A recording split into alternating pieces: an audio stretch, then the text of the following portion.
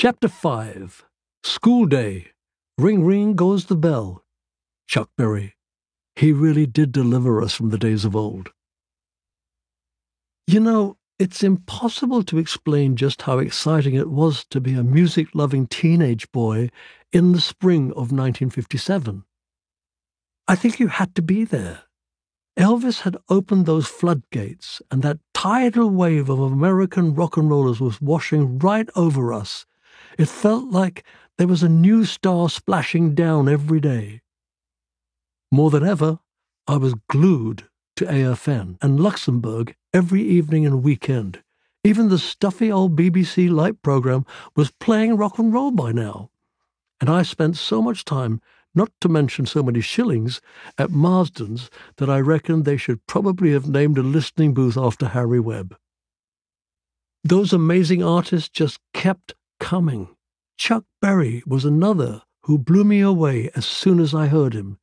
There's no question that, like Elvis and Little Richard, Chuck is one of the founding fathers of rock and roll.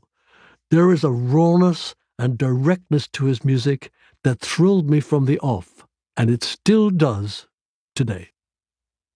Like most Brits, I first heard Chuck when School Day, Ring Ring Goes the Bell, was his first British hit in 1957. I loved it, both for the power of the song and the fact that for once it actually had a lyric that I could relate to. I was 16. I'd never had my baby left me or had to move down the end of Lonely Street to Heartbreak Hotel, but I was still putting on my tie and blazer, picking up my satchel, and trudging off to Cheshunt Secondary Modern School every day. Chuck's first line, "Up in the morning and out to school." Now that I related to. Yet there was another far more crucial line in the song towards the end. Chuck sings, "Hail, hail, rock and roll, deliver me from the days of old." It sounded like a rallying call, a defiant statement that this new music was sweeping the old guard of crooners away. They had their time. This was ours. Another thing that I loved about School Day was that it sounded like Chuck was singing a duet with the guitar. He'd growl something, and it would answer him back. And that was a big influence on a lot of rock and roll to come. If I'm honest, I think my first single, Move It, definitely borrowed that same trick. In more recent years, I've performed a few Chuck numbers. I will never tire of singing Roll Over Beethoven. What a song that is. I also love to have a good go at Memphis, Tennessee. Chuck was always pretty rough-edged, and all the better for it, but that tune has a terrific melody.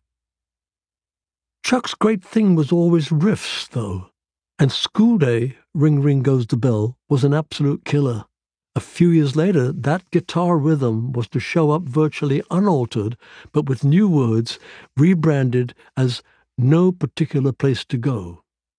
His music blew me away in Cheshunt in 1957, and it does exactly the same now.